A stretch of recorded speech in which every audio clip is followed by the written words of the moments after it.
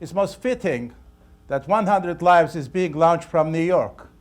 After all, this is the city of Ambassador Henry Morgenthau, who in 1915 alerted the world to the impending destruction of Armenians in the Ottoman Empire.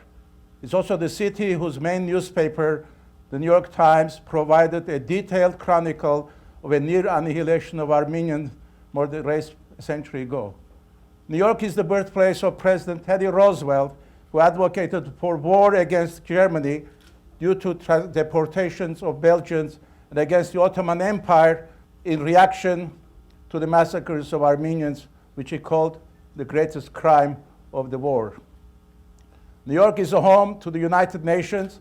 It's also home to Human Rights Watch, Human Rights First, organizations dedicated to the prevention of abuses of power and the maintenance of universal human rights.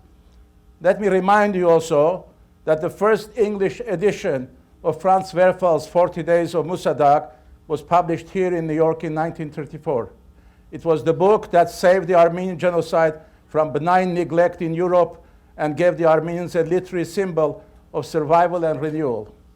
We also know that it was from New York that Near East Relief mobilized the American people, bringing together Catholics, Protestants, and Jews, Democrats, and Republicans in a nonpartisan national mobilization effort to rescue the remnants of Armenian people and other victims of World War I.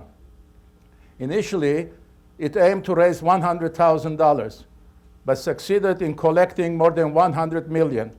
It was the largest philanthropic effort in America's history and saved more than 1 million refugees, including some 130,000 orphans. Tonight, we honor the spirit and fortitude of our grandfathers and grandmothers.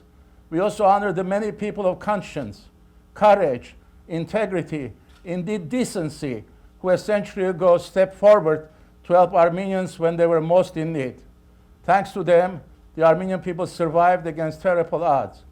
As a result, an inherent sense of gratitude lives in the heart of every Armenian.